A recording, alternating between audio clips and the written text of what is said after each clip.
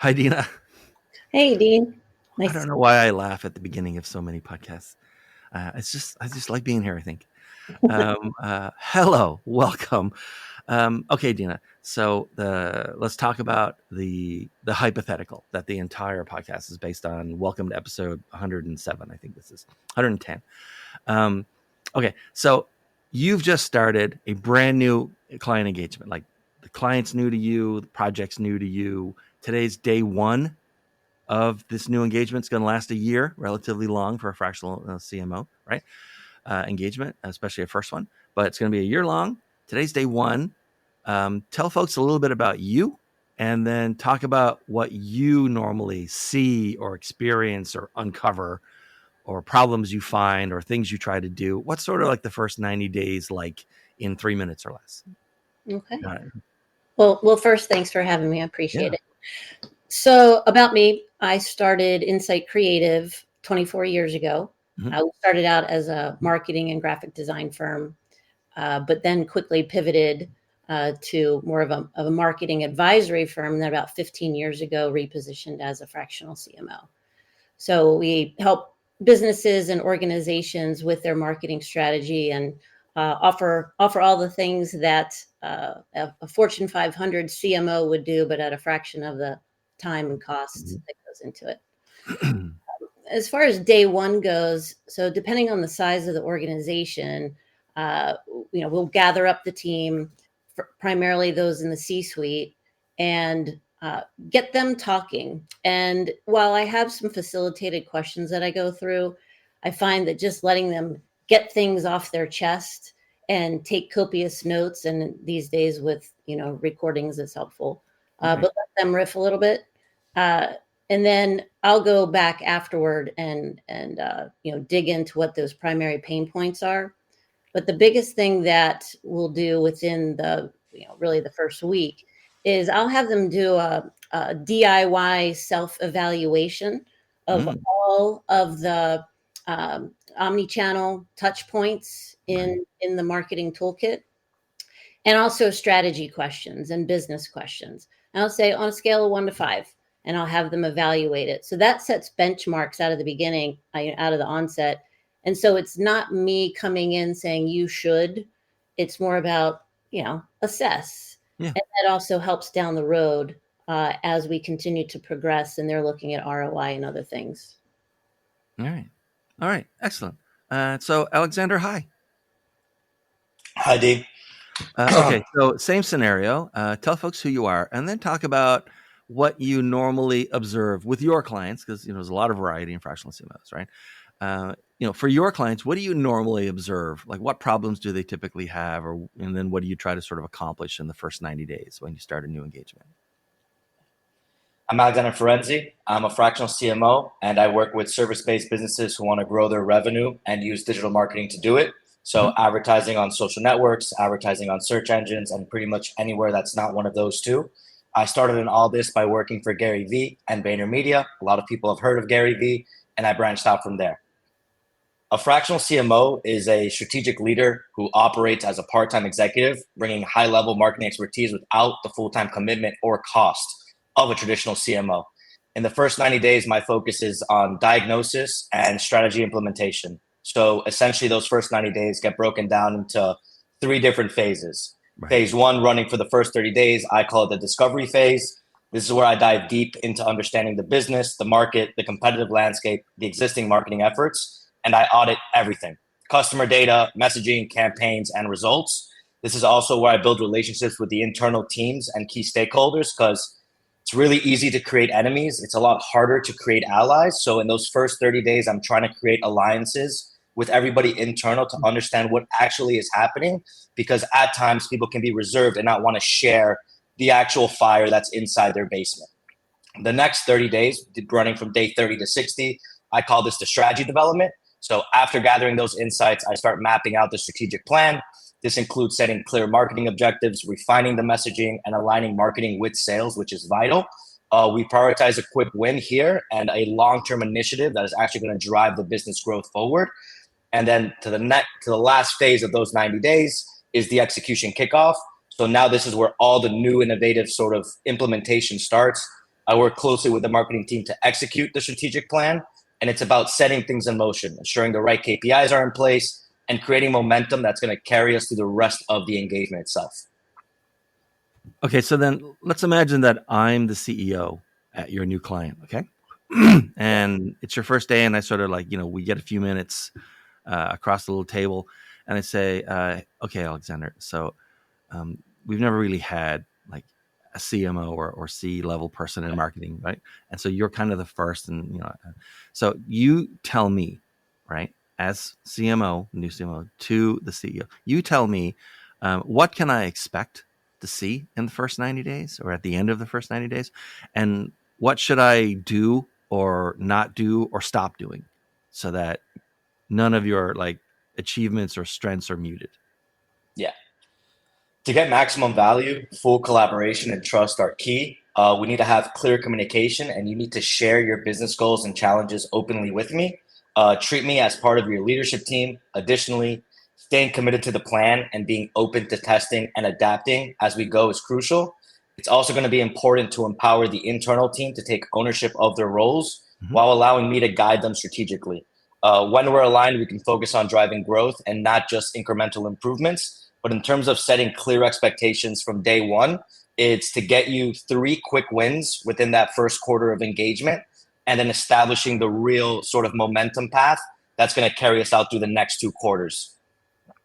Okay. What is there anything that I should not be doing or should be doing for you? Yeah, what you should not be doing is micromanaging and sort of correcting anything that is trying to get approved. I certainly never saw that coming. To use sort of an analogy, it's you wouldn't hire an interior designer to work on your home, office, residence, or vacation home, but then limit them to say you can only move things in this type of a direction. So you got to give the interior designer sort of the vision, the color palette, the tones, the vibe or aesthetic you are looking for, and then you allow that professional expert to build it for you. So we will definitely, setting up that clear expectation from the day one is vital, because then it ensures that we essentially have our brand style guide for your organization to make sure everything is on brand. But then from there, you have to allow us to sort of give us the rope and let us either swing with the rope or hang with the rope. But you have to give that rope. All right. So Dina, kind of the same question, but I'm going to invert it. All right. So we're sitting across that little table in the little break room or something. I say hi, and then I say, so like, this is the first time I've ever had and hired and allocated spend for any kind of CMO, especially a fractional one. So like, but you've worked with lots of companies. How do other CEOs tend to waste the money that they've allocated for their fractional CMO? Well, I think other companies that have wasted it, or in the 24 years that we've been doing things along these lines, the maybe 3 to 5 times that we've had to say, you know what, this is not going down the right path. I think you need something different, or we've had other conversations. Has to do with them not being all in on the process, and I would say that it really starts with the proposal and also the decision makers. So our proposals are very detailed. I think as a fractional CMO, sometimes people will be a bit too abstract. We're going to advise, we're going to strategize. And those are ethereal words that don't mean a lot to people who don't get what that means in marketing. And so it starts with the proposal. It also starts with walking people through, the decision makers, the C-suite, through it, and making sure they understand what the deliverables are going to be. That contributes to the value. And if they don't seem to stay engaged, they don't get vested interest, and also let the rest of their leadership team, as well as the rest of the company, know what's going on and the role that we play, then they're not going to get the full impact from it, because there's not going to be full buy-in. It really needs to be, everybody on the bus. So I'm still the CEO then. We've never really had a CMO type person here before, but there's a marketing team. There's like staffers there. There's been like supervision, maybe even management, right? I'm looking at them today on day one. I'm thinking about them at the end of 12 months when this engagement, could wind down. How's that team going to be different today versus 12 months from now when you exit? Yeah, they're going to be a lot smarter and a lot more tenacious, focused, clear. I think clear is the big one because most of the clients that we work with, they do have a onesie, twosie, threesie people in the marketing department doing marketing stuff, but seldom do they have a marketing leader that can really help mentor and guide them.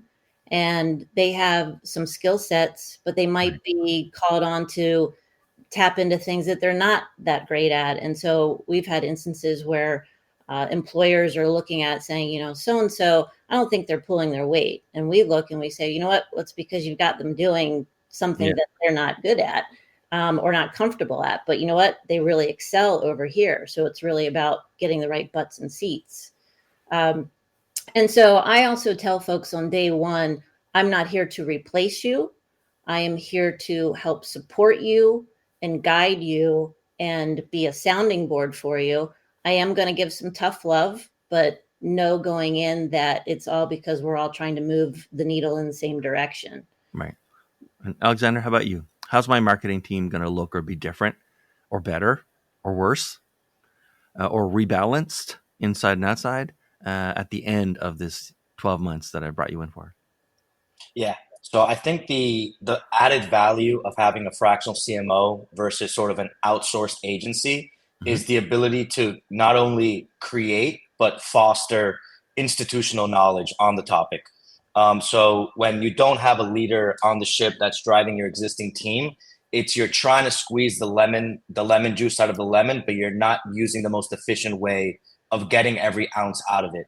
So when people are sort of in a direction that they don't understand where they're going, it really demotivates them. So by hiring fractional CMO, myself into your organization, not only are we going to keep your team members internally accountable for the actual goals that they're going to have to accomplish, but they're going to have the tools now to be able to be equipped to take on these challenges. Right. So really what happens, and I think it's the origin of most sort of emotions such as hate, is the lack of understanding. When you can't understand something, that's when you tend to hate it. That's why students tend to hate mathematics or hate science. It's because they don't understand how to be successful in that subject. So as we equip your team with the tools and knowledge to be able to tackle these obstacles, not only will they be motivated, but they will be sort of looking forward to taking on these challenges because now they have the toolkit to be able to build something better. All right, Alexander, I'm going to ask you a very simple 5-word question. It's fill in the blank. So you just fill in the blank at the end of what I say. It's so simple. It's so easy, right? Many clients just don't understand what? Marketing. I was going to say, I mean, it's marketing, but really it's not just the subject of marketing. I would say it's the expectation of what marketing does at the speed and velocity that expectation is set at, right? So marketing is not a magic bullet. It's a process that takes time, testing, and iteration. There's often this expectation that marketing is going to deliver results instantly. But the truth is that real growth comes from a long-term consistency and adaptability. And another key point to make here is that marketing just isn't about attracting new customers. It's about building relationships, nurturing them, and turning them into loyal advocates for your brand. So a framework that we use to sort of create a flywheel for our partners is capture, nurture, close, and most people will stop there. We then try to evangelize and reactivate. So making existing customers become evangelists of your brand, spreading it through word of mouth, reviews, testimonials, and then being able to reactivate them through email or SMS to get them to drive repeat purchases. A lot of times, most businesses can be seen as a commodity. So the only way to stand out as a service provider is essentially to have incredible customer service and an incredible brand experience. And then from there, they choose to continue with your commoditized service. Okay. And Dina, what do you think? Many clients just don't understand what? Brand value. Yeah. Say, some of them think of it as a soft vanity metric or something along those lines. And so they don't necessarily understand what all goes into building brand value. So for companies and organizations that are looking to grow, expand, or potentially migrate to an ESOP or be acquired, they don't have the foundation in place to do that, or if they want to franchise or something like that. So we get in and we help them understand the vernacular around marketing, but business and the role that marketing plays in business and building brand value. Without that, they are creating new logos for logo's sake, and they're redesigning websites for website's sake, and they're talking about different metrics and KPIs and throwing around all the different acronyms in the marketing toolkit. But with all of that, it really doesn't add up to much if you don't know where you're headed and what you're trying to achieve, and how you're trying to build that value. Okay, so here's my other fill-in. There's only 2 fill-in-the-blank questions. Here's the other fill-in-the-blank question. You guys have been fractional CMOs for quite a while, right? So new fractional CMOs probably don't understand what, Dina?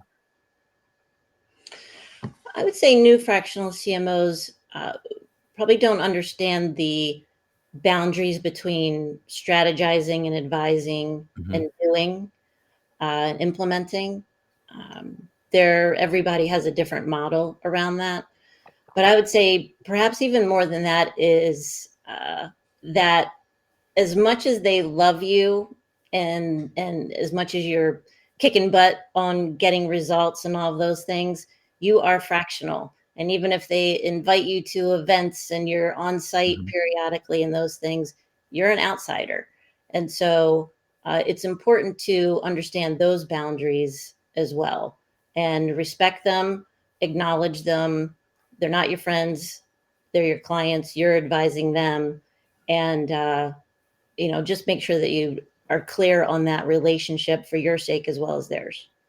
And Alexander, how about you? New fractional CMOs probably don't understand what? I would use the word balance. So the biggest challenge for many fractional CMOs is finding the balance between being the strategic leader and not being physically present every single day at the organization. It requires a high level of discipline where the organization, a high level of discipline for yourself and the organization to keep multiple clients and keep things moving forward without getting bogged down into the details of the actual execution. It's important to sort of set those clear boundaries and expectations from the start, both for yourself and your client partners, but you're not there to be a part-time marketer. You're there to provide strategic leadership, and getting that right makes all the difference. I feel a lot of times fractional CMOs come initially from the world of doing, and now you are leading. So allowing other people to lead and respecting your time where you have to empower these individuals to actually take the action. You are there to be the sort of captain of the ship, but you're not, tying up ropes, making sure the sail is there, the anchor's there. You're prepping everything beforehand, and then you're empowering the team to be able to actually execute. Okay, so thank you. That's an excellent answer. So 2 parts to sort of transition this out as we wind down the episode, okay?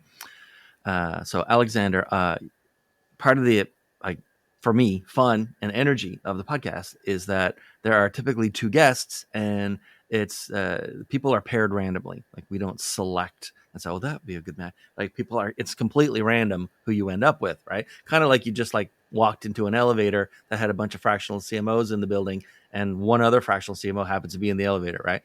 And you've got a shot there to ask a question. So I'm going to ask you in a second, who should contact you and how should they get to you. But let's give Dina a moment to dwell on the question you're going to answer. If you could ask Dina or a typical fractional CMO, any question about being a fractional CMO or clients or whatever, right? What would you ask? This is me asking Alex? No, he's going to ask you, and then he's going to tell us who should be contacting him. Gotcha.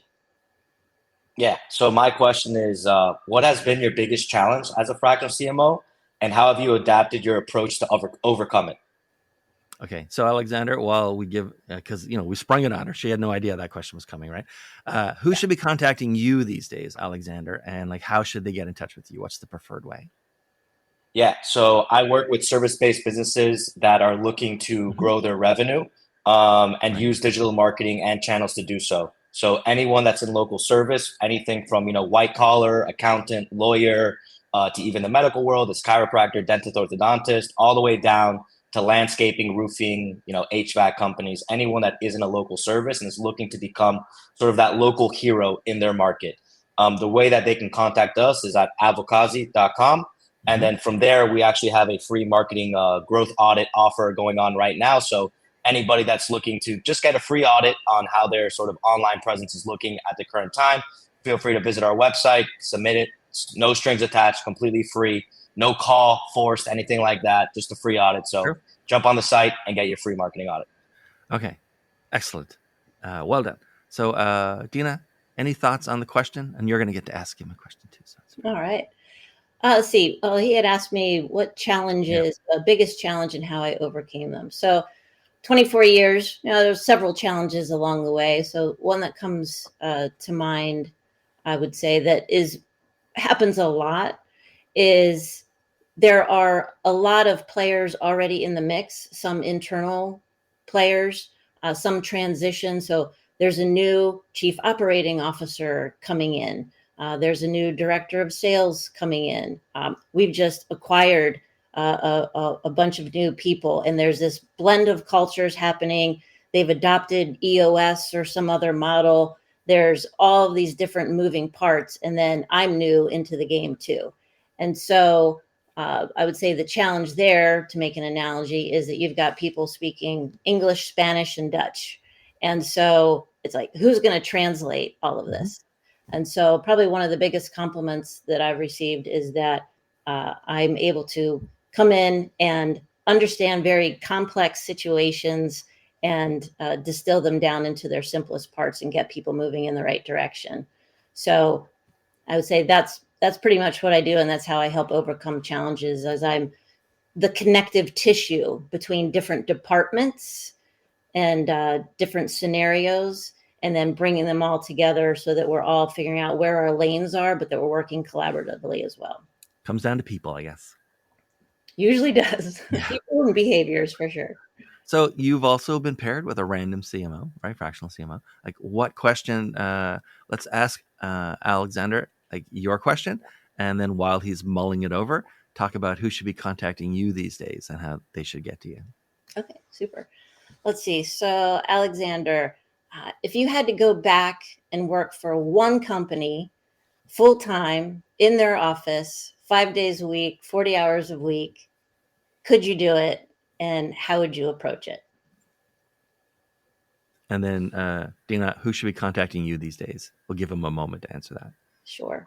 So at Insight Creative, we're the best fit for people who either don't have a marketing department at all, or they don't have senior level leadership in that marketing department.